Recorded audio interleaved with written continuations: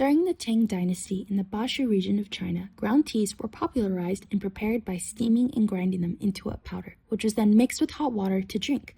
Mayon Isa, a Japanese Buddhist monk, was fascinated by the preparation of powder tea and believing it created a state of calm alertness that aided in meditation.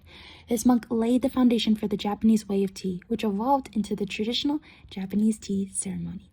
A ceremonial grade matcha is a necessity when making the traditional tea. The making of the ceremonial grade matcha begins with how the plant is grown. The tea leaves must be grown in the shade, and the leaves must be used when they are young and tender. Growing the leaves in the shade increases the chlorophyll and amino acids, which gives it its vibrant green color, sweet umami flavor, and smoother texture. The leaves are plucked young because they are most delicate and nutrient-rich, which also aids in the soft texture and brighter flavor of the matcha. To make a traditional matcha, you will need a chawan, which is the tea bowl, a chasen, which is the tea whisk, and a chashuku, which is the tea scoop, and a fine sieve.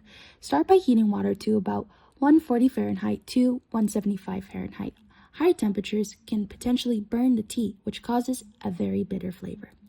Place the chasen in hot water to soften the bamboo tines, making them more flexible and less likely to break while whisking.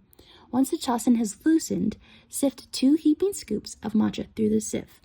Place water into the chawan.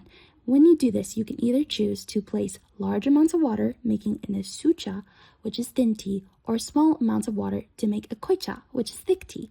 Use the whisk to move in circular motions, blending the matcha and water together.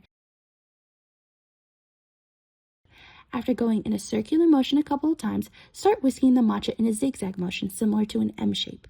Whisk quickly without applying too much pressure. Whisking will create small bubbles on the surface of the matcha in a velvety texture. Whisk for about 20 to 30 seconds or until you see a nice frothy surface. Traditional matcha is usually had unsweetened straight from the chawan.